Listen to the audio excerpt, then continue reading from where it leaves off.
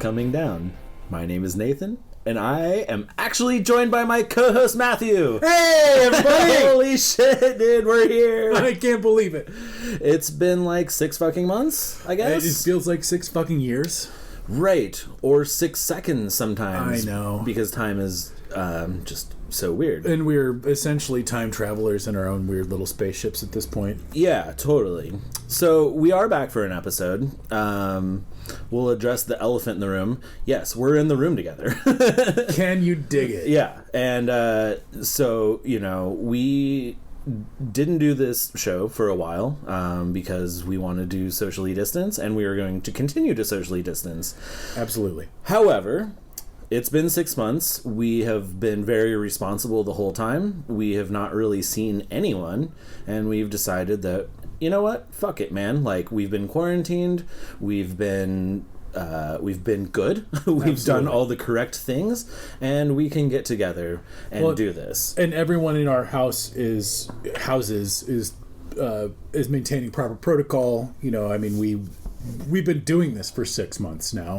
Right. We kind of have a system established. We've both compared notes. Yep. And we know that we are within a very slim amount of risk here. I mean, we're definitely taking risks. Right, and that is the elephant in the room. So some of you might say, like, well, you guys could have been doing this the whole time. It's not a big deal. Some of you might say, like, shit, you shouldn't even be doing this. And look, you're both right. You're absolutely both right. Everyone has to assess their own risk, and anything like this is a risk. So right. We are we're taking that risk, and unfortunately, like, this is where we're at right now. Is yes. Everyone has to assess their needs, and we all have to take certain risks to maintain our fucking mental health at this point. Right, and that is a key thing, and I think a lot of people are kind of moving in that direction and trying to understand, like, okay, well, I've been isolated, I've been doing these things, and my mental health is suffering, and part of that means I need to see my friends and my family.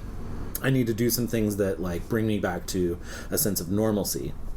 And so this is all, like, kind of a cost-risk analysis that we're balancing every single day, right? Right. And I mean, like, when we started our hiatus, it was with the intention that it was only until the fucking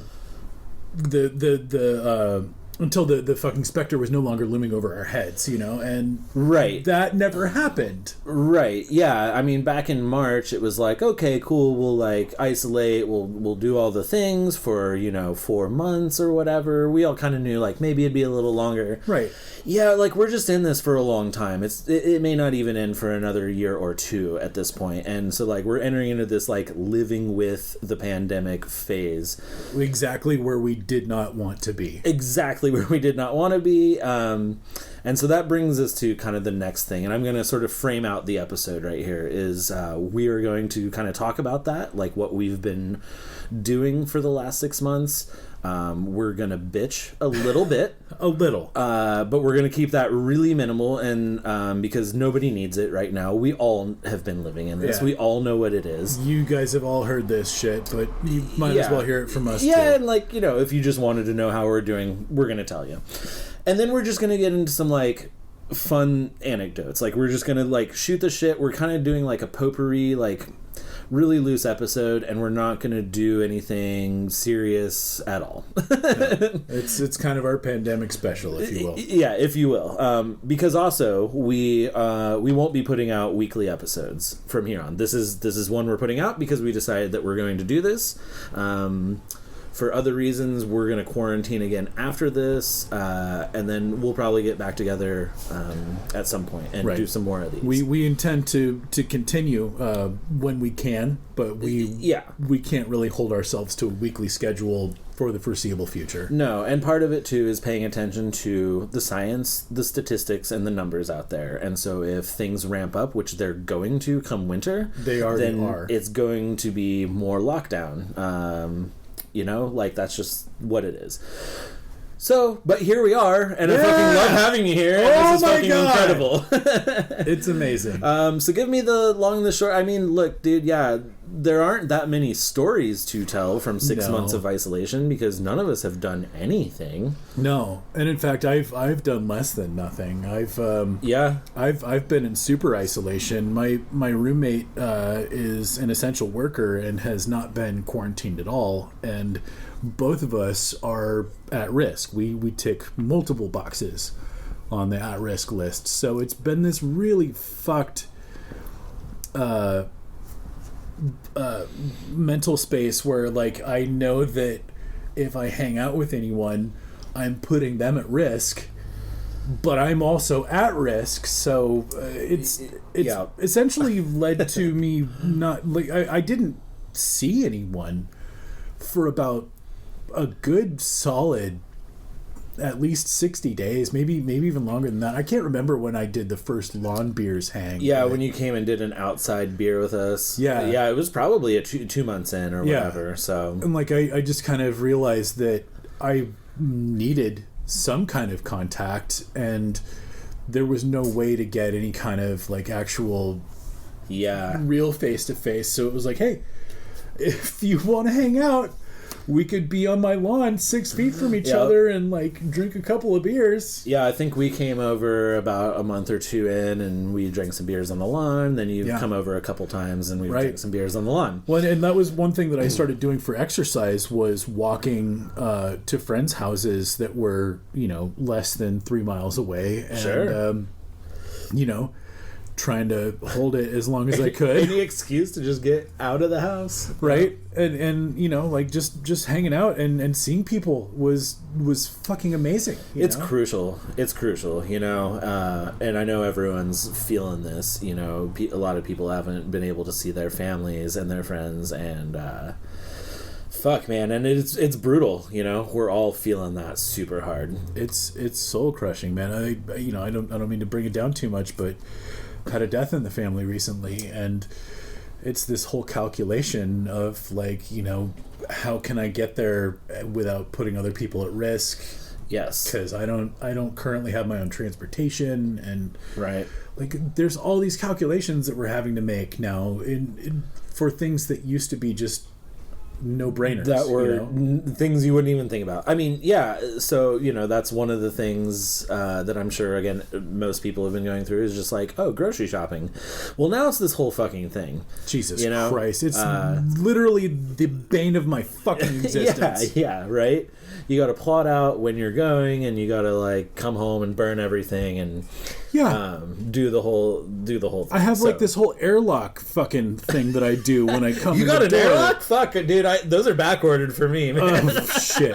I mean, I fake it, but I mean, like it's at least I'm not fucking having to sever my hands and put them in the incinerator every time I come home, because sometimes it feels like that's what I have to do. Right. Totally. Fuck. No, but I mean, for me, like the real challenge has just been overcoming isolation and accepting that this rich inner life that I've already like been cultivating is now my world for the time being. Totally. Totally. And thank God I'm partly an introvert and like already had plenty of things that I could do. Well, right. So like the first couple months you're like, I'm living my best life. You're like, absolutely, like forced to be a hermit. Cool. Like I'm into this. But look, that's not actually for anyone. Well, shit, man. I mean, like, I'll admit the first like 3 months or so, like I was just trying not to admit to anyone like how great I thought it was, and how rad it was that I got to catch up on all of the shit that I'd been trying to catch up on, but like, Jesus Christ, man, like, especially once the once the stimulus money fucking dried up, it was like, oh man, shit dried up, like it barely even flowed, like, seriously. Once they tossed us our fucking little droplet, once the singular bone had been gnawed to the quick, dude, it's like in Fury Road, man, when they like turn on the water for like 30 seconds and then turn it back off, and you're just like, cool, thanks. Hey, we're all covered in mud now. Dope. Maybe we can suck some moisture out of this. It was definitely short-lived, but one thing that I am thankful for is, and this was brought up by a good friend of mine named Nick. He said that this might be the closest that anyone in our generation gets to retirement. Oh, interesting. And so we should probably enjoy it while it lasts. Right. Interesting. Like, an amount of time where you just sort of get to sit on your ass and, like, not go out or fucking do anything. Yeah, like, we got a little fucking cash injection so that, like, look, and that's weren't for too worried about anything for a few months. And that's for those of us fortunate enough to either be working at home or get unemployment or whatever. Right. There are so many other people who are suffering through this who are really having a hard time. Oh, no, absolutely. So, I mean, there's people who saw no unemployment, didn't even get the fucking stimulus because of fucking bureaucratic reasons. Or people who just still had the job at Burger King that stayed open the whole time, and then it's like, and then their world just got way harder. Dude, so. we got to give it up for all the fucking heroes who have been working at the fucking supermarkets and like every other place that has not seen a single fucking change in level of business. Like, those folks, my heart goes out to you. Absolutely. And and all the people keeping the functions going, right? Like the people that are still managing the water treatment plants and keeping our electricity and our water going, like, like, shout out to you guys. And look, yeah, I mean, fuck, we were fucking doing applause at 7 p.m. Yeah, it's like we were banging pans and fucking cheering for a while, and then fucking, well, I mean, shit hit the fan, and so you all know all of this. You've all seen it all. You've seen like and experienced like your own hardships through all this. So all in all, though, we are doing fine. Yes, just to catch you up on us, because. Look, you're listening because you care about us. I think. I would hope so. Yeah. If you're listening simply out of spite because you want to know if we're dead or not, well, it sucks to be you. Right? Here we are. Wrong again. We're back. For a minute. At least, for this episode. Yeah. So that, I think, just brings me to my next point. Obviously, besides the pandemic, there have been other things going on in this country that are troubling, to say the least, and enlightening for a lot of people, I think. Hopefully, it has been enlightening for a lot of people. We can only fucking hope. And really, I'm speaking of the police brutality and the police violence in this country. Yeah, I mean, that's kind of what woke us all up out of our fucking isolation Dreamtime fucking stupor, is like, oh shit. Yeah. And and it's ridiculous that that it's taken so long to even come to this. Absolutely. I mean, the systemic racism has been there the whole time. Yeah, Philando Castile got killed 4 years ago on camera, and there were protests and there was anger surrounding that, but it's taken till now for widespread action and widespread protest, and it's really tragic. And basically, all I want to say is, I think everyone who's out there protesting this stuff, you are 100% correct. Yeah. And you are a national hero in my eyes. Absolutely. I would be out there. I would have been out there every fucking day if it weren't for me being at risk for COVID. Yep. And the pandemic has kind of kept me indoors. Also, I'm not really a frontline activist. I haven't been for several years. I used to be, and I'm not really anymore. And you can call me a hypocrite, and you're probably right. And you can call me a number of things, and you're probably right. What I have been doing is donating to charities, donating to bail funds and things like that. Absolutely. Me too. While also, supporting this stuff on social media and trying to have some conversations with people who don't understand some of these concepts we're talking about. It's important. And recently I read a Reddit thread that I thought was pretty poignant, where someone said if the left had a PR team, they should be fired, because a lot of the talking points are just wrong. Like, when people say defund the police, they don't literally mean no police. when people say, like, there's just a number of these things. Like, yeah, they even if pointed they out... would have just said defund the SWAT team, like... Right. Just as, like, a fucking forerunning message. Yeah, and what it should be is reform the police. That's what we're talking about. Well, yeah, and like, I don't know. Like, I feel like criticizing them too much is I'm not trying to be super critical. I'm trying to point out that people get the wrong idea when they hear kind of these catchphrases and these slogans and stuff. Because, yeah, you have a lot of people running around being like, oh, defund the police. I will say, though, that, you know, the Black Lives Matter movement was started by, like, just a few grassroots folks, and so it's not like they have any money to fucking pay PR teams. You know, I get it. Right. They even, like, talked about, like, the term white privilege.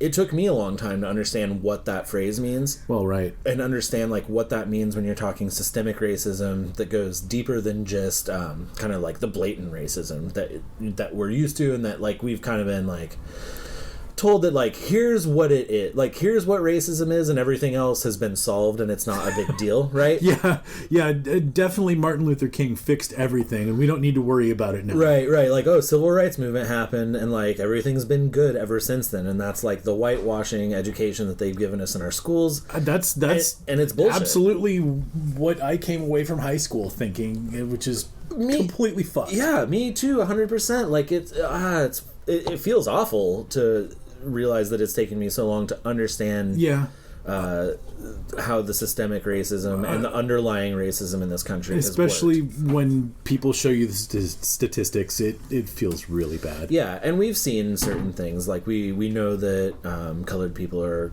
prosecuted more for, you know, misdemeanor crimes. They're incarcerated more. Yeah. So, look, I'm not going to harp on that a ton, but if you don't understand some of this stuff, if you think, like, white privilege, you know, is kind of like this myth or this thing that doesn't make sense to you, I offer you this right now. Please, the DMs are open, the emails are open. Yeah. Please hit us up. We are happy to, like, have a conversation. Absolutely. With you about this. And we are not trying to shame anyone here. We are genuinely trying to raise awareness. If there's anything that we have talked about that you don't understand and you want to know more, please let us know. We are doing the best that we can to raise awareness without shaming anyone. Absolutely. And I would love to talk to people about this, because I myself was this ignorant person a mere 3 years ago, and every day I'm learning. Every day I'm learning more and trying to understand you know, the black perspective in America, the minority perspective in America, and just what it means to be navigating this world when it's not in your face. It's very subversive. So, well, fucking A. Yeah. I mean, like, it's something that's been swept under the rug for fucking generations. Like, it's not something that you can find out about without actually doing some investigation. So we're not trying to fucking throw any shade here. Nope. We're just genuinely trying to help everyone to come into this awareness because it's important. Yep, 100%. So if you respect us at all, or respect our opinions or our thoughts on things, and you're still sort of, like, lost on this or feel like you don't understand, our doors are open, and if you don't want to talk to us about it, I can point you to really 100%. More importantly, the black voices that you need to hear from, the other voices that you need to hear from, and ultimately that's what we will be doing, and I'll do that legwork for you. I will point you towards those resources. Like, we're going to be sharing the limited information that we have from what we've done, and ultimately just point you toward the sources that you need to hear from, which are the voices that are speaking right now. Yep, totally.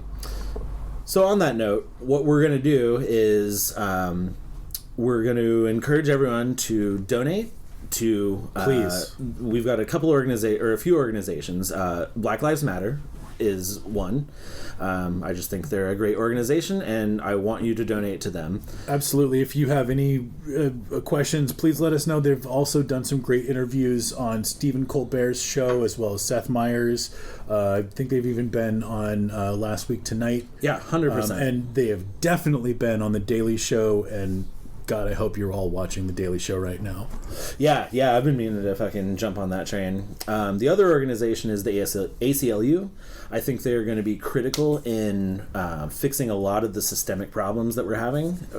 So, just reform in general with, like, our election process, trying to combat gerrymandering, trying to combat, like, some of the just straight up election thievery that's going on with closing polling places and, like, deregistering people to vote. Like, all of these sorts of things are going to be combated through the ACLU, and I think that they're critical in maintaining just fundamental rights for people. 100%. The ACLU is going to be a huge factor in maintaining election fairness. And then you had one other organization that you wanted to... Oh, well, and I was just going to say, if you're trying to donate to bail organizations, which is something that we definitely recommend, there is on actblue.org, there is a split between 70 bail organizations across the country, as well as rights activists, one of which is the Black Lives Movement. So cool. It'll donate to a lot of different organizations. Yeah, and actually that website... several of which are here in Oregon. Yeah, that website, if you didn't want... like, because you can donate to them and they will split it up. You can also go to that website and just pin down your own community's bail organization. So, like, we've been donating just to the PDX Bail Fund, right, because we've wanted to keep it local here, because obviously shit is going down here. Turns out Portland is a fucking focal point somehow. Yeah, well, because people are making it one. Yeah. Look, I won't bitch about the Proud Boys, but you all know what's going on. Jesus fuck. I mean, even before the Proud Boys, somehow the feds fucking turned up here, Right, yeah, they've targeted us, and it's really fucked. I guess I will throw one aside there. For people who don't live in Portland and you've been hearing their news... Yeah, we should definitely address this. We should. And look, we're not going to stay on this much longer. We're almost done. We're almost done, but we have to talk about this stuff. It's not fucking chaos in this city. No, listen. Like, right now, we have every door and window in this house open. How many fucking chants and, like, fucking guns do you hear outside right now? None. It's fine. There's a consolidated sort of area of downtown. Well, yeah, I mean, it's just around the federal building. And it's around the government buildings. Yeah. And, they're even leaving the PPB building alone now. Like, they're... okay, I shouldn't say that that's 100% true, but, like, not many people are protesting the Portland Police Bureau anymore. It's just the fucking federal building. Yep, totally. And so, like, our city's not on fire. We're not in chaos. Life has gone on as usual for most of us. It's not some anarchist fucking insanity here. So if in fact I would put forth that if there wasn't any kind of fucking oppressive law enforcement presence, most of those fucking protests would feel like a party. So the only people starting riots are the cops here. Exactly. And that's just how it goes.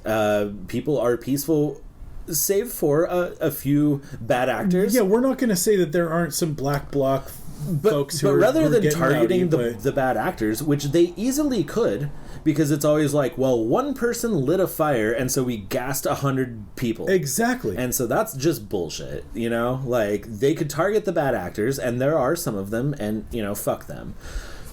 But mostly, it is peaceful protest.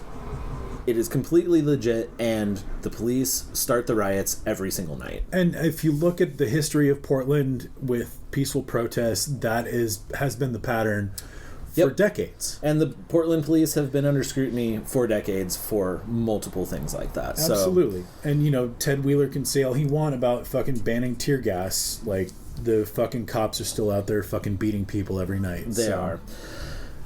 Fuck Ted Wheeler? Yeah, fuck Ted Wheeler.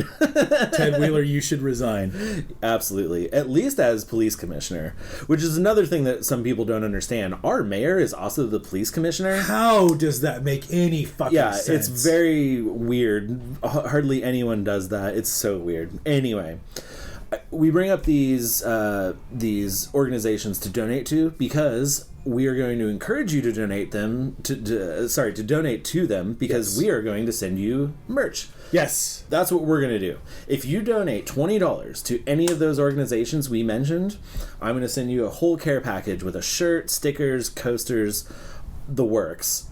And not only that, anyone who puts $20 or more up, I can't match everything because I don't know how much people will come out of the woodwork, and I'm still, not rich or well off. Yeah.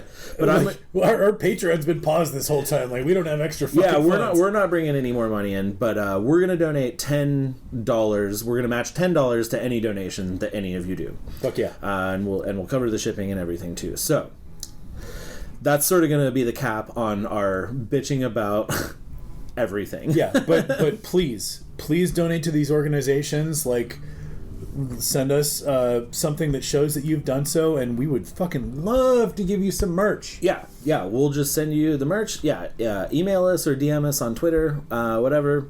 We'll throw an extra $10 to that organization, and then we'll send you some goodies. Yes, please do it. So that's what we're gonna do.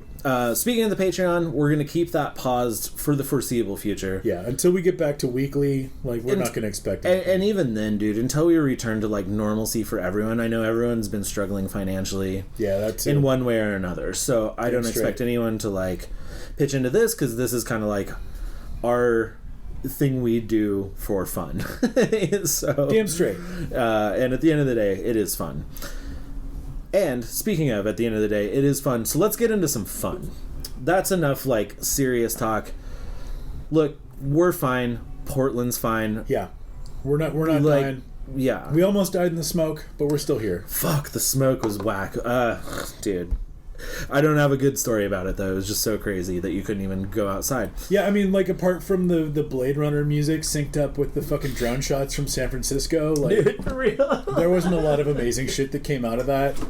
I feel like we got a lot of mileage out of the "This Is Fine" dog sitting in the fucking room that's burning down. Yeah, we even got that one to mix with the "Convince Me Otherwise" meme. Yeah, sure. Which I feel like is the pinnacle of fucking memitude. This is fine, convince me otherwise. Right. Chef's kiss. We got there.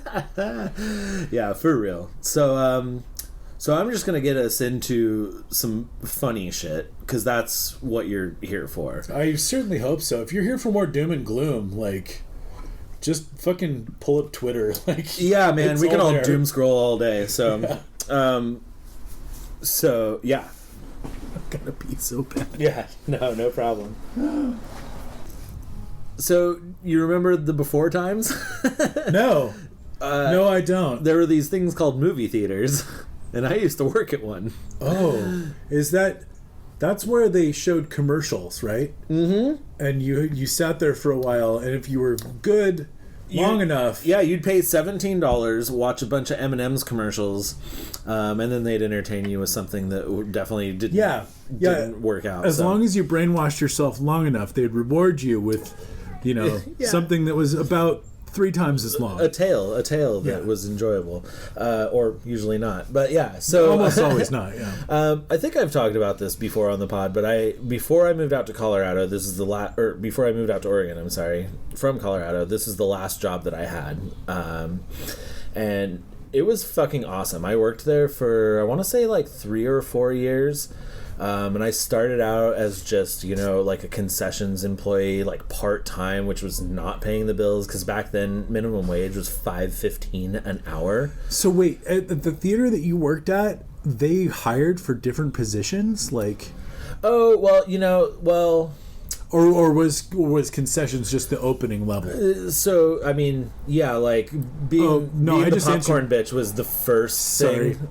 It's just been that long since I worked in a theater. I literally answered my own question as I was asking. You did have to work yourself up to box office, which was the more coveted. Well, right. But what the fuck else are they you can't just have someone who's hoking the fucking lobby all day. Oh no, so that was actually the other one.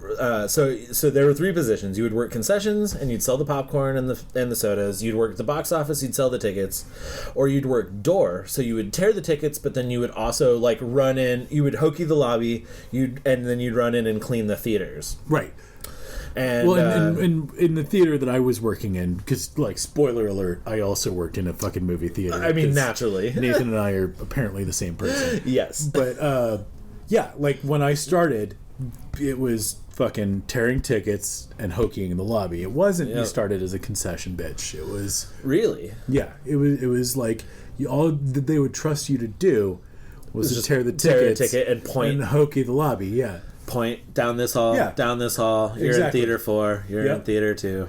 And the fucking crazy thing about that is that this is how lucrative movies were back then. There were only 3 theaters in this building. Oh yeah, but they could pay one person to do nothing but tear tickets and like hokey popcorn in the lobby. I think it's like a holdover too from, it's like a tradition past of how theaters sort of operated. That's right? probably got a lot to do with it, because I feel like that's got everything to do with because going to the theater, like where we are now. Yeah, going to the theater was like a night out on the town, right? And so you tried to make it this majestic experience for the people coming to your establishment. Precisely, and it's a holdover from actual theaters where people were performing on stage. They had just converted these venues into movie houses. Right. And so they had the same kind of conventions. Right, and that was the thinking. It was like, oh, well, it's just cinema now. It's, you used to go to live performance, now you're going to the cinema, but it's still like, we want it to be the same experience. Like, it's a night out on the town. Glamour and glitz and everything, right? And like, I feel like, starting out on that foot, it's obvious that like it's been a grift from the beginning, like, well, sure, right? Like movie theaters are Winnie agrees with us. Welcome back, everyone. Yeah. Winnie's still here, by the way. Yeah, Winnie wouldn't be coming down without cat noises. Yeah, we haven't gotten the motorcycle. I think we got one right before we started. We absolutely did. Yeah. I also got a gentleman asking me for Band-Aids through the window while you guys were outside. But, really? Yeah. ZZ Top. Oh, interesting. Yeah. Okay. Well, never a dull moment around here, except for the last 6 months. Nothing but dull moments. Anyway, not dull moments. We're working at this movie theater because, it was a movie theater. And, we had a ton of employees. We're busy all the time. There was always stuff going on. We had our, dead days. And, I mean, everyone coveted the weekday shifts, right, where no one came in. But the weekends were, pure fucking nightmares. Right. But...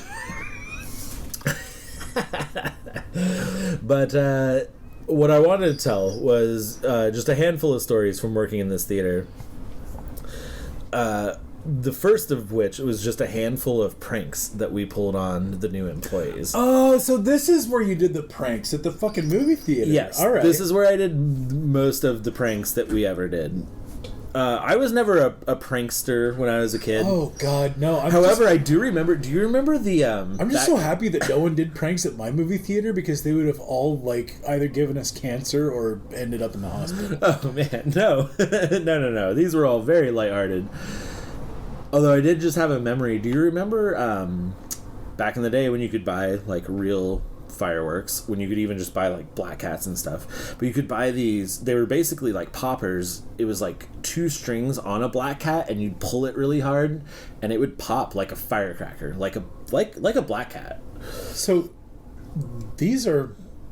they're called crackers, and they're legal in every country apart from here. Well, right, you just can't get them. Oh, no, I'm sorry. They're firecrackers with the string on either side. Yeah. My bad. I'm thinking of Christmas crackers. No, the little UK. Confetti poppers. You can still get those. But no, it was literally just firecrackers with the string on either side. Yeah, it's a little red fucking firecracker. Literally what you said, but I just thought of the wrong thing. No, you're good. No. I remember... I thought it was going to be funny. Because that's safe. Let's put a fucking firecracker in between 2 strings that you can just yank on. Oh, yeah, totally. And you yank on it, pop or whatever. I remember, because I used to always go check the mail, and we had one of those community mailboxes that was a bunch of little doors, and you'd have your key to your own little door. I fucking love where this is going. Well, I thought it would be funny to try and prank my mailman, and so I Shut up! So I taped one of those into the front door, onto the floor of the thing. The thing is you need actually a lot of force, so tape wasn't going to get it done. So I did not successfully prank my mailman, and I'm actually kind of thankful, because that would have sucked. Well, it's funny that you mentioned that. Did you pull one off? So the little fucking things that you throw at the ground and they snap? The snappers? Yeah, the little snap pops, yeah. Yeah, so thankfully my mailman lived about 6 doors down from me, so he knew who I was. And he knew my mom, And he would park his truck in front of our house when he was doing whatever segment of his route he was doing that was close to our house. Mm-hmm. And sucks to be him because I had a shitload of fucking poppers and I didn't know which direction he was going to drive in. So I put like 6 of them in front of each tire on either side. And then when he did take off... Oh, you snuck over and like peppered him under the tires? It's not even snuck over because like he would go and do like the whole block. You know? You just walked over there. But yeah, like when he wasn't there, I fucking peppered each tire like thick. Like right next to the contact patch. I have also done this. I have also either put side. snap pops, like a pile of them under someone's tire. Right, and then But you did both sides, right. just to be sure. Oh yeah, because I didn't know which direction he was going to go. And then I super casually like sat on our fucking deck. Yeah. That like no one ever sat just on. Laying in wait. Just like, you know, try not to fucking fold my hands too quickly as I fucking supervillained on this shit. Oh yeah, right. Because you felt like a supervillain. Yeah, You're like this. Like I'm just wringing my hands as I watch him get it. Like yes. So yeah, he like starts to pull forward and Yep. you know, he gets out and he looks at all the tires, and then he just like it was he knew, like it's almost like he was just looking at the tires as a perfunctory action, because then he just looks up. It's like, did you do that? And I'm like almost too busy laughing to say yeah. Yeah. But I said yeah. Yeah. He's like, good one. All right, you little fucker. Actually, that's actually what he said. My- All right, and then he fucking took off. Yeah. All right. Yeah. Todd. Oh man. Todd the mailman. Good So, guy. I'll get to the movie theater stories, but look, we were gonna just do these lighthearted potpourri things. So that actually reminds me, I had a huge fascination with fucking with cars when I was a kid. Here's a number of things that I did. When it would snow, I would just build a wall of snow across the road, like in front of my house. You son of a bitch. Just like a 2 foot high little Just a fucking berm. speed bump, you know? And then just like, yeah, cars are gonna have to deal with this. Like that was kind of Snow my terrorism. Yeah, I was like, what are cars gonna do? I also during the summer would just make a line of we had like the little like pumice, like red pumice, like lava rocks. God, I just love like, that. Like nobody else has fucking pumice. But I know. Somehow Fort Collins and Bend both have fucking pumice. It's a high desert thing Everywhere, Yeah, totally. And so I would just like make a singular line of rocks across the road and just like wait for cars to like decide whether or not they're gonna drive over these rocks. and I'd just sit and watch, and they'd pull up, kind of look at it, and be like, "Fuck it," and drive over them. Just for reference, like, what's the diameter on most of these rocks? Oh, I mean, they're like, maybe like a big jawbreaker at the biggest, Yeah, but like they're small. like an inch, maybe inch and a half. Yeah, totally. Yeah, but so- when you pull up and you see just like a singular line of rocks across the road, you're like, Sure. all right, I don't know, but I guess, but it's like yeah. how is that gonna fuck with your car? It's not gonna fuck your tires yeah, up, exactly. but yeah. But fuck with your head. I also used to throw paper airplanes at driving cars, and particularly at night. So I'd build these. That's next level. Yeah, I'd build like paper airplanes that had, they were kind of like the longer, pointier ones that would have like a lot of range, less tricks, less loft, more Right. about range. And like I'd wait in the bush, and then I'd see the headlights, and then they'd come by, and I'd lob this paper airplane out. God, And like that's so brilliant and avant-garde. I love it. yeah, and it would sometimes like skid across their windshield. Sometimes like cars would slam on their brakes and shit. Sometimes like nothing or whatever. But it was kind of like a game that I had. Beautiful. See, we were shitty kids, and we would hide in a fucking ditch and just throw pine cones at a car when it drove over the fucking ditch. We threw crab apples at a car once, and my friend got chewed out, and so we kind of stopped with crab apples. Oh no! Like we did this to dozens of cars. Yeah. So there were times when like there would be drunk fucking teenagers, and they would get out of the car and fucking beat the bushes looking for us. Oh shit, dude! And like, it was a good. I never even considered drunk teenagers. I always just assumed everyone was old. Oh, we were in all black with t-shirts tied around our heads, like ninja masks. Yeah, yeah, we did that too. We dressed in all black and fucking like ninja. Oh, but you were just throwing paper airplanes. It's so whimsical and sweet. Okay. No, and the paper airplanes came after the crab apples. I remember my friend got chewed out for throwing a crab apple at a car. So we chilled out on the crab apples. We always got away. Like, there was even a couple of times when a fucking drunk would like grab one of my friends, but like we would always fucking squirrel away somehow. And so, shit, dude.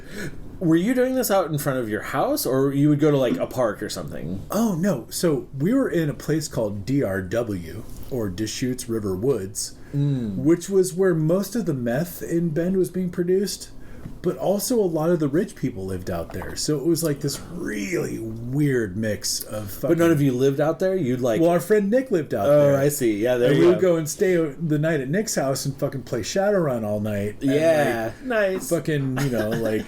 sneak out in the middle of the night and like go hide under a bridge and fucking throw pine cones at cars. Yeah. What else are you gonna do? Yeah, I also did go and drop eggs off of an overpass once when I stayed out with a friend who lived... And I should mention we were all too young to like know anything about drugs. I should also mention that I was too young to know that was like a really dangerous thing to do. Well, no, I'm saying we didn't know about drugs at this point, so this was what we were doing for fun. Sure. Well, right, and this is what you do when you're in a small, boring town and like you haven't found drugs yet. Well, and find ways to like fuck with people, I guess. If anything, like as far as small towns are concerned, I feel like this is like one of the biggest arguments for legalizing drugs. Is you will never have to worry about shitty kids doing stupid shit anymore. Just keep your teenagers indoors, man. Put on some Floyd. Yeah, dude. Put them in a Floyd hole. Call it a night. Like, god damn it. Put them in a Floyd hole. Parenting tip number 1 on this podcast. For all of you out there with kids, Floyd hole. Is your child 16? Yeah. Are they restless? Are they causing ruckus? Put them in a Floyd hole. Fuck yeah, dude. Brilliant. They might come out a scientist. Who knows? Dude, there's at least one listener of this podcast and a very good friend of mine whose parents did that and is currently a scientist. I'm saying. Shout out to you, my man. Floyd hole checks out. Yep. That's fucking great. Yeah, if my folks had done that, I would have gotten into some less trouble, probably. Jesus, I went into a Floyd hole sans parents. So, leading up to the paper airplanes, I actually had one incident. So I was in 3rd or 4th grade. I guess that makes me 8 or 9 or 10, somewhere in that range. 5th grade was 10. Yeah, so I think I was probably 8 or 9 at this point. And this was around the time I had already built the snow barriers. I had already done the lines of rocks. You'd been there, you'd done that. And also seen a friend of mine get, like, seriously chewed out for throwing a crab apple. So I wasn't about to throw crab apples. But what we did decide to do one day is to throw those snap pops. And we were going to just chuck those at cars. But the way I did it, I didn't want to just, like, throw it at the car because we were doing it in the afternoon. Like, they'd just see me throw something at their car. So what overpass? No, what I did was I stood on the side of the road and a car would come driving by and I would throw my hand up in like a sun pattern, like, sorry, I know this is hello, like a hello, like a big wavy like hello. a Miss America wave. Yeah, totally. Like, but without the elbow, wrist. Right, totally. And like that, but while I was doing that, I was releasing a handful of fucking snap pops, like, launched towards their car. So for our listeners at home, your hand starts at your solar plexus, goes up past your face, arcs over your head, and ends up at its full extension past your shoulder. Yeah, like a big sunrise. And midway about, say, past your head, your hand releases... My hand releases a handful of snap pops, and they would hit the car. Because of course they would. But it's more like I'm just waving at the driver. And what is this fucking... gunpowder rain? It must be a coincidence. So the day that ended, was maybe the day it started, if I'm not mistaken. We probably did this to a handful of cars. Fair. It was me and my friend Ben, and we both did it, I think. And both hit this fucking car with all these snap pops. And, like, if you're in the cab of a car with your windows up, you might not even notice that it's anything. Those things are not loud. Well, no shit. Or fucking anything. They're literally rocks and gunpowder wrapped in tissue paper. I can snap them between my fingers and, like, pop them, and, like, they don't hurt. They're fun. They're silly, right? And I'm pretty sure the rocks that I'm talking about are flint fragments. Yeah, or, like, sand or something. Yeah, no, because it's flint. It produces sparks when it rubs. And then ignites the gunpowder. That actually makes total sense. Yeah, they're nothing. They're not going to damage anything. This dude did not know that that's what we threw at his car. And it was like some nice-ass fucking car. And he was some big shot. He's in like a suit. But he fucking slams on his brakes. Like, smoke comes out of the tires. I'll never forget this, too. Because I almost pissed myself. Like, yeah, maybe I even did and blacked it out. But yeah, tires fucking screech. Smoke comes out of the tires. Dude comes tearing out of his car. My friend Ben is a block gone at this point, and I'm frozen. And he's like, what the fuck? You know? And he's just like losing his mind. His fucking veins are bulging in his neck and his fucking forehead. And he's like, what the fuck? And I'm like, what are you... like, I don't even know what I said. I think I was just paralyzed with fear. And he was like, what did you throw at my car? And I was like, we didn't throw anything at your ar. And he's like, what the fuck? You throwing rocks at my car? And I'm like, no, I don't know. What do you mean? Like, I was trying to play it off like nothing had happened or something. I don't know. Like, trying to pretend like he was... I'm like trying to gaslight this guy or something. Like, what do you mean? Terrified, but still trying to fucking work this definitely angle. Like, get out of this somehow. No, and this is the funny thing, because this dude was terrifying, and like, for all I know, he could have just like punched me or like beat my child ass up. Dude seemed like he seemed like a maniac.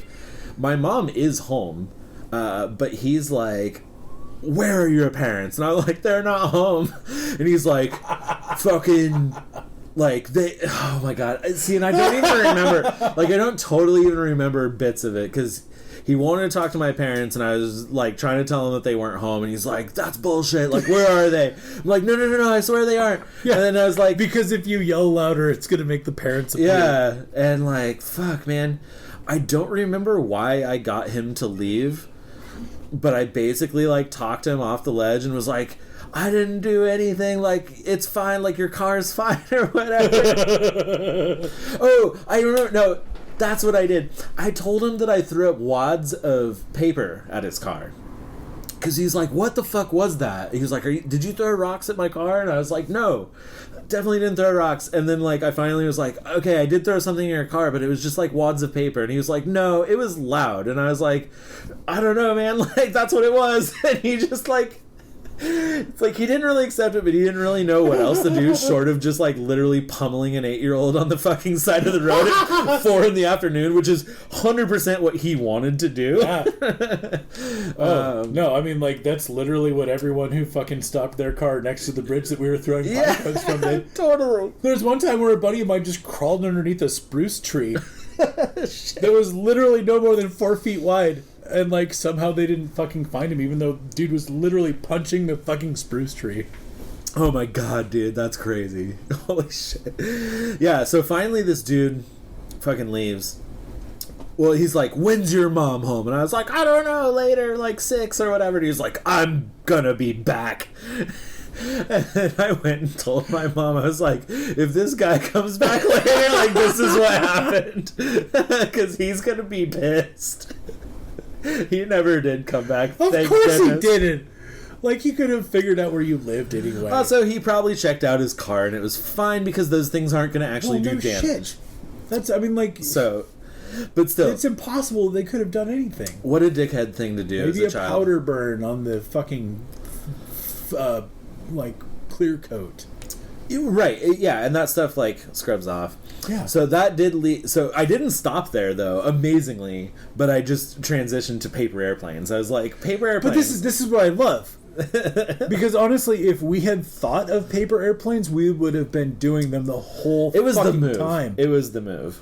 Like, especially in the place on the road where we had fucking chosen, because it was a blind corner after a bridge. Yeah.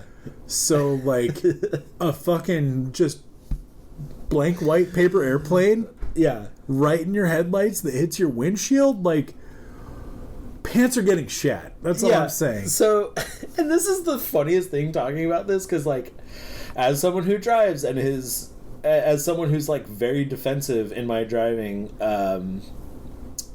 and understands just how fucking dangerous it is, dude, to, like, distract a driver. Oh my like, God, right? God, the amount of fucking objects I used to throw at cars. Yeah, well, I mean, especially and fuck with cars. where we were doing it too, like, you know, like, there were deer, so, like, it was... Yeah, dude. Especially with fucking pine cones, like, Jesus Christ, we were fucking idiots. Yeah, so fucking idiocy for sure. To cap this off a little bit, we were even just talking about this the other night.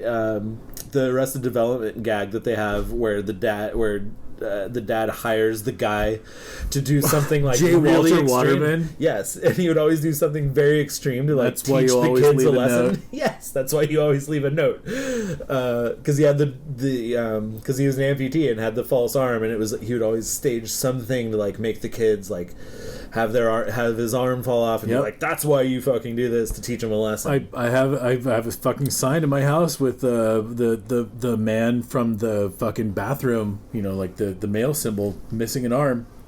Underneath its hand scrawled, it just says, that's why you always leave a note. Yeah. So my dad did that to us once because he knew we did the paper airplane thing. He was fine with it because we weren't Stop. I mean, don't stop. Continue. Sorry. Yeah. But he, like, literally did this to us once. He knew we did the paper airplane thing, and it wasn't a big deal because we were on a residential street. So again, it's not safe. People, don't throw shit at cars. No, I'm a little upset with your dad for, like, trolling you instead of just being like, under no circumstances is this going to continue. Oh yeah, he just, like, let us do it. I mean, it was like, fuck, dude, it was a thing we had fun doing, and we stayed in the yard and didn't get into, like, real trouble. You should not let your children do that. That's not a thing that you should let your children do. You should totally not let your children do this. Because they're going to get fucking murdered by someone. Right, and so this one night, we fucking lobbed the paper airplane out. It fucking glances the windshield, which was always, like, the clutch move. That was, like, the 100-point move. It's like you had to sort of glance off the windshield. Maybe the car slows down a little bit and, like, drives off, and you're like, hell yeah, we got him. So we do that, but same thing happens as the fucking Snap Pop guy. Fucking car comes to a screeching halt, and, like, we hear the door open, and this dude just runs straight at us. He's in all black with a ski mask on, and he runs straight at us, and we fucking little kids scream. Like, at this point, I think I'm probably, like, 10. Oh, Jesus. And we just, like, like, fucking little kids scream, tear off through the backyard. And he's fast, and he's fucking chasing us, dude. And, like, we tear into the backyard, run into the house, like, slam the door and lock it, and catch our breath, and then we, like, it's me and my stepbrother who are doing this, and we kind of look at each other and we're like, what are we gonna do? Like, what are we gonna do? And by the time we sort of, like, catch our breath and, like, come into the kitchen, we see that guy taking off his ski mask in the living room, and he's my dad's friend.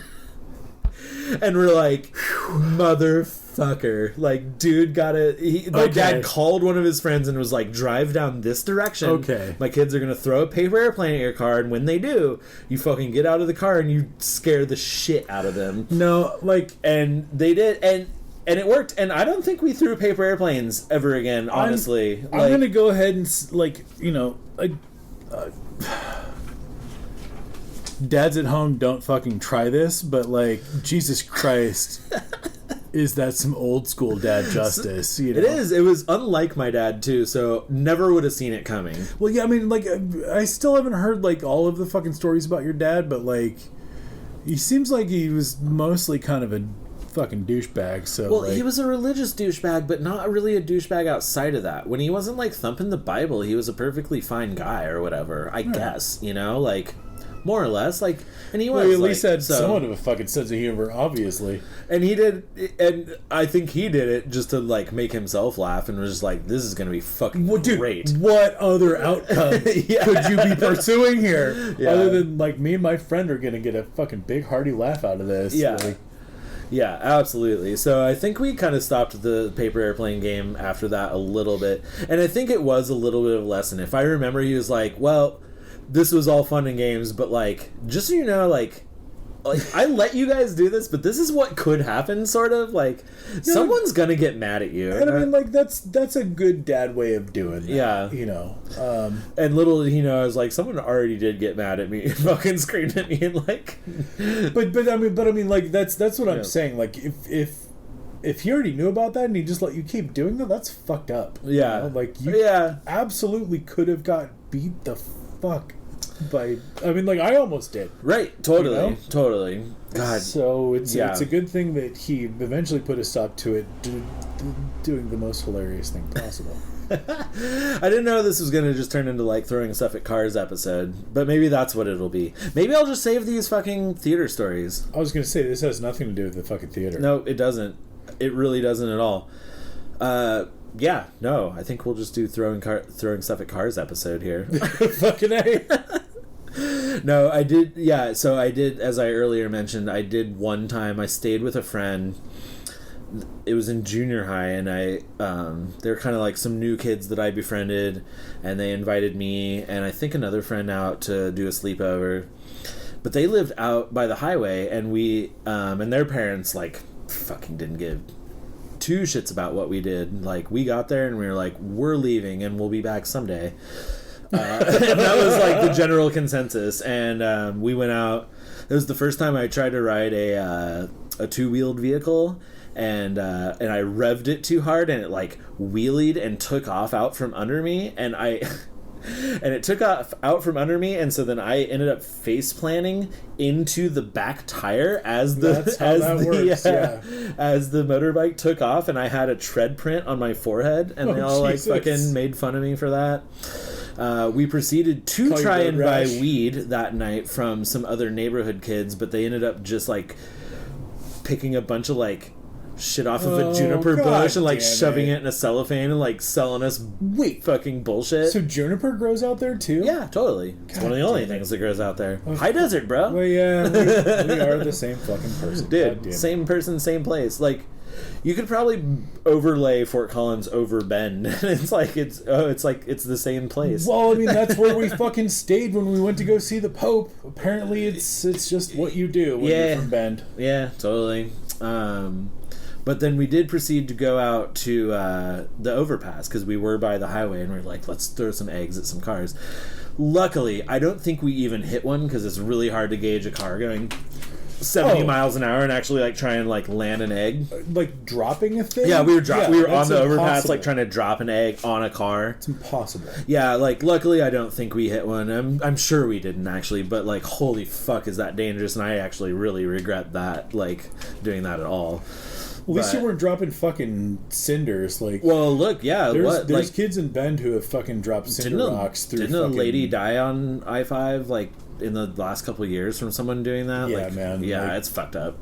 But you know, thankfully, in most of the places here in Portland, like there already are cages on all the overpasses. Yeah, totally. In Bend, it was just fucking fair game. You know? Yeah, this was like fucking backwoods shit, dude. Yeah, we were way out there. So it's a fucking 4-lane highway. It's like let's just put a bridge over it. Yeah. Yeah, right, totally. Yeah, you gotta have a way to get off the highway eventually. And my friend happened to live right next to one, so yeah, so we went out there. Luckily, we didn't have any success with that. Yeah, but that was a funny night. We just ran around all night and fucking got sold bunk weed, and that was that. Dude, me and my friends, like, my buddy Josh lived out in a place called Till I Come Village. I always see the Till I Come lounge driving to work. Yeah, I mean, we've got a Till I Come bridge that only buses can drive over. Yep. And people are going to make fun of me for the pooter, you know, like, come on. I mean, Pooter, you gotta work for that one. Yeah, that's a stretch. Come on. This literally says "till I come" Till I on come. the fucking sign. Yep. Anyway, yeah, we like Josh lived in Tillicum Village. We thought it was the funniest fucking thing ever. He was our DM, and in the late evenings we would watch Excalibur, which was the only movie that we were allowed to watch that had just because you can see titties in it. Yep. And yeah, and then once night fell, like we would wait until the folks had like pretty obviously gone to bed, and then we would fucking like start mischief, because right, because what that's else what are we you gonna do, do? And there was a dude who lived in the same neighborhood who was just kind of a thorn in our side. Like, he was kind of a piece of shit, and like we gave him a lot of chances and he would always let us down. So eventually it was just kind of obvious that he was our adversary. And a lot of the things that we would do were just like running around and hiding in bushes and like feeling good about the fact that we were out at night and no one could see us. Like, that was most of it, right? Oh man, hide and seek variations when you're a kid, like we played all manner of them. Oh no, I'm not even saying hide and seek. I'm just saying like we put in a lot of black and tried to make sure that we were no one could see us. Just like go and fucking tearing around the neighborhood at night, just being ninjas. Exactly. Yeah. But Mark eventually pissed us off so much that like we figured out which side of the house his fucking room was on. And it was on the first floor.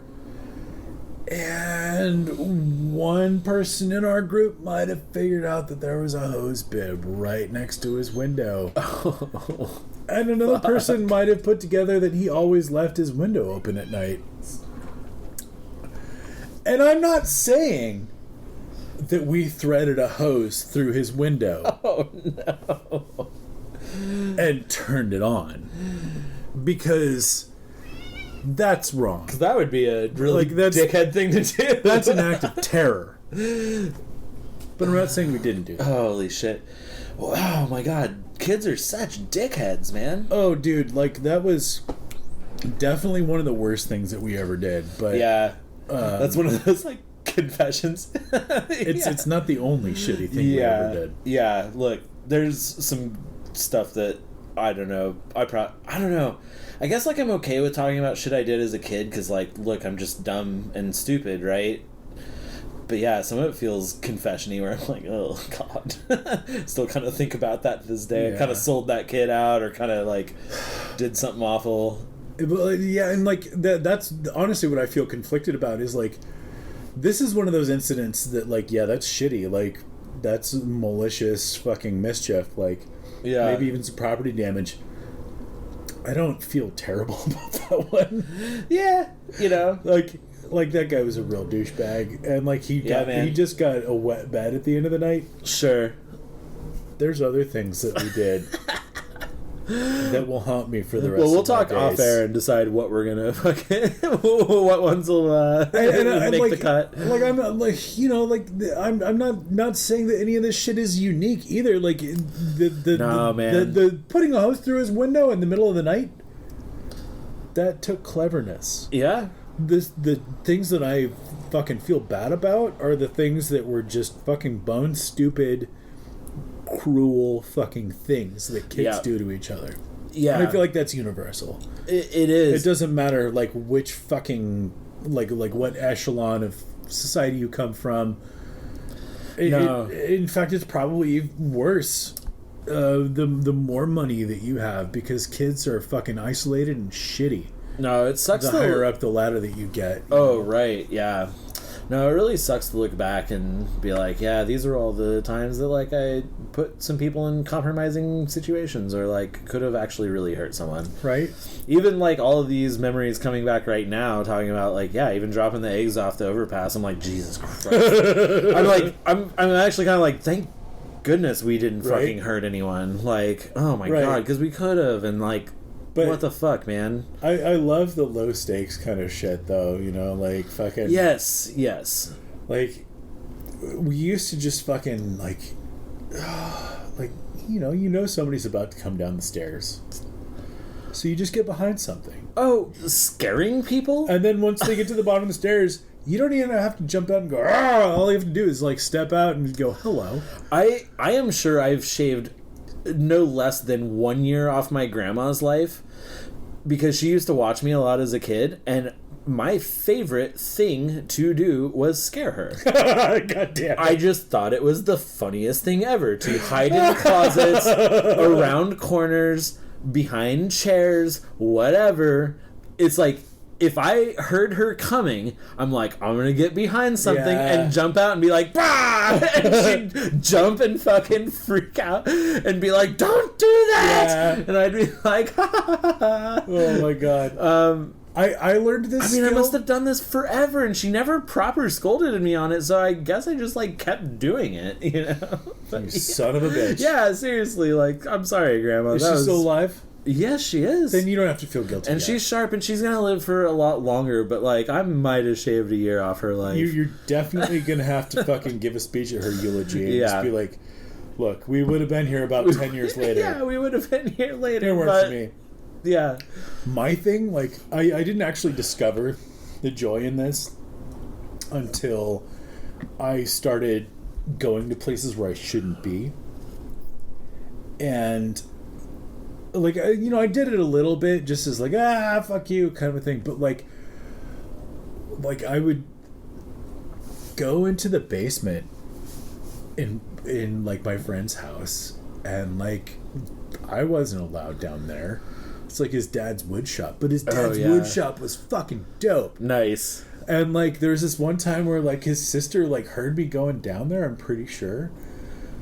But, like, I'm just down there fucking checking out the tools. I mean, like, what was I gonna do? I'm a fucking kid, But, like, dude had, like, the fucking pegboards. You know what I'm saying? Like, yeah, right. On multiple walls. Yeah, had his shit all organized and set up. And I'm just like, this is so fucking dope. And I'm down there looking around and I hear her coming down the fucking stairs. And I didn't even think about it. Like, it was a thing that was just built into me in this point in my life. Like, if I'm in a place where no one else is and I hear you coming, I hide. Right. Totally. And then when you get there, I just hop out. I don't even have to do anything. Like, I already knew this at this point in time. Like, it was better if I just hopped out and it was just, like, me. Right. And then they're like, you're not supposed to be here. My mind is going to freak out now and I'm going to scream. Right. It just fucking works so well, man. Yeah. I've definitely traumatized some people. I actually want to hear from just people by being in the wrong place who at have the right some time. kids now. Like, do your kids do this bullshit? Like, it's just jumping out and scaring people and, like, throwing stuff at cars. Right. Are these, like, entertainments for your kid, or are they just like, fuck it, man, I'm watching you porn? Dude, like, I feel like it's got a certain amount, there's a factor in here of latchkey. Like, if 100%. If you were just kind of left to your own devices most of the time, yeah, you just kind of developed in this weird vacuum, where, like, there wasn't a whole lot of fucking boundaries until you fucking ran into one hard, No, totally. And I think probably there's a good amount of kids who see this, like, because, this is, I mean, the hide and seek thing, and I brought that up earlier, because, like, that just was pretty much the best time ever. I mean, I spent, a good chunk of my childhood, like, going over to my mom's best friend's house, and she had 2 kids, so it was, like, me, those 2 kids, and then 2 other neighborhood kids, plus an occasional, like, 1 or 2 other kids that came from some other parents. They would drink and hot tub and smoke weed or whatever it is that they fucking did, adult shit. Right. And then we just played hide and seek in the cul-de-sac for, like, 5 fucking hours. Dude, I don't know what it is, but I feel like almost always it boils down to capture the flag or hide and seek. Yep. Like some kind of fucking... Well, when we played variations on hide and seek, sometimes we busted out the Nerf weapons, and it's like we could do Nerf weapon hide and seek. Oh my god. everything is better with Nerf weapons. Yeah, totally. So rather, because that actually evened the playing field, because you didn't have to be the fastest at running. Then you could actually just like tag someone or try and dodge the Nerf bullet. And so we got some really epic hide and seeks going that way. Hell yeah. But it was the greatest thing because we were just self-contained in a cul-de-sac, and all the 2 or 3 houses of neighbors that didn't have kids had already told the parents that, like, we don't care if your kids hide in our yard or, like, run around our yard at night. As long as they don't fuck anything up, they can come fucking hide in a bush or, like, run through our backyard. And nobody had fences, so it was this big cul-de-sac of just full-ass, like, houses, bushes, trees, green belts, and otherwise. Oh, that's really good. I mean, we had the best fucking playground for it. So, yeah, and we didn't. We were always respectful. No one had gotten in any trouble or vandalized or fucked up anything. So, yeah, we just got to have these, like, epic hide-and-seek sessions. And, like, I think back on those times, and, like, some of those might have been top 5, you know, like, greatest times ever. Yeah. I'm not a super, like, sentimental for my childhood person. Like, some people are, like, you know, some people are, like, being a child was the greatest. I'm like, are you kidding me? I feel like, terrible for those people, honestly. Being a child was, like, pretty much, like, scary all the time. It was mostly traumatic. Yeah, I was just, like, pretty much scared and on edge all the time. Like, that's what made the good times so good. Yeah, totally, right? Most of the time was fucked. It was the few times that you weren't on edge. Yeah. Like... Yeah, and that's what made your friendship so strong back then. It was like, holy shit, I have a fucking island in the storm. You know? You're just someone else I can count on to be, like, there. Half the time you're brutalizing each other just to fucking figure out what's going on. Well, because you're also just testing your limits, right? Like, that's what childhood is, right? It's just testing your limits. Oh my god, if I had a fucking nickel for every time we fucking duct taped each other to something, like... Dude, right? Or I know I've told on the pod before of, like, we would go to this spot that had, like, this staircase, and it was, like, these tiers, you know? It was, like, 2 feet per tier, and we would jump off of them. Just jump off of them and land on our fucking ankles until it hurt, until we got to, like, the highest one, which was probably, I'd want to say, like, 10 feet. Oh, yeah. No. And we're just, like, leaping off 10-foot ledges onto ground. Yeah. Fucking, that's it. When adults weren't around, we were climbing on top of the playhouse and diving off onto the grass to see who could do the best dive roll. And that was all just, like, testing limits. It's like, all right, I can jump off this. It doesn't hurt too bad. I'll jump off this. It doesn't hurt too bad. Christ almighty. Yeah, man. And then we're playing the pass-out game, you know? Right? Yeah, as we've talked about, too, man. Fucking testing limits, man. I really wonder if kids do that anymore, though, with the internet, man. Like, I wonder if I would have been interested when it's just like, oh, I've just got the internet now. Here's the thing. The oral traditions have continued oh, God, I don't know how to say this right, but, like, it is all still happening. The only difference is that some kids can do internet research to find out what this is. Okay, and I guess they have internet access. I guess that's kind of my point. But think about it. Like, how many kids, like, just have unlimited Google access back when playground shit is relevant, you know? Well, and me being kind of I was always the more fearful kind of kid, like the more cautious kid. I wonder if I'd be the one Googling, like, how high of a platform can you jump off of, you know? And then, like, wouldn't have done it, because it's like, well, the internet says 8 feet's, like, the limit, and, like, this looks like 10 feet, and I don't think I can do that. Oh, well, and think about, like, is Bloody Mary real, you know? Yeah, like, dude, totally, right? Dude, totally. This is what I'm saying, and, like, Bloody Mary? Like, do you know how old that oral tradition is? Like, that goes back to Victorian times, man. Like, this is the kind of, like, this is what blows my fucking mind about children, is that the oral traditions that exist among children within, like, fucking cultural language groups, those transcend generations going so far fucking back. It's insane. Yeah. Like, no one taught your fucking kid how to do the fucking the clap fucking games, you know, like, sure, right, totally. Like, those you just learn on the playground. Like, that oral tradition is continued by those children on that playground. It's not those children at home. Right. It's that school. Right. That playground that those fucking oral traditions are generated by. Which, fuck, I just thought of a fucking crazy thing, which is that none of that's happening right now. Right. Yeah, we're gonna have this whole stunted Like, moment holy in time. shit. There's no fucking preschool kids. Like, we still did Ring Around the Rosie Yeah. when I was a kid. Right. That goes back to plague times. It does. It does. It's got a very dark history, actually, when you look it up. But kids just keep doing it because Yep. that's a thing that kids do. Right. How many kids are still doing Ring Around the Rosie right now? Are anyone gonna make a new one? They happen all the time. Yeah. We just don't notice them. Because we're not kids. Yeah.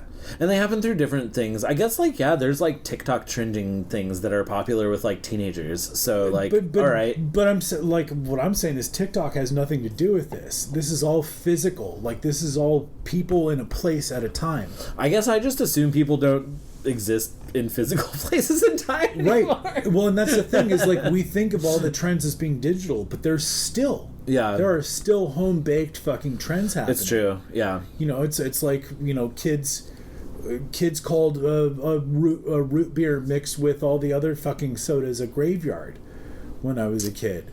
Oh, yeah, but that's in a other suicide. places it was called a suicide. And then there's other weird fucking names for it in other places, you know. Oh, well, luckily there's one difference between Bend and Fort Collins. Right. Exactly. That's where the pattern starts to shift a little bit. Well, because you're more Midwest, and like in totally. the Midwest, like a suicide is the name for that fucking drink. And turns out on the East Coast, it's a fucking graveyard. It's a graveyard. Wild. Yeah. Huh. That's cool. Well, playground mythology, dude. Yeah, dude.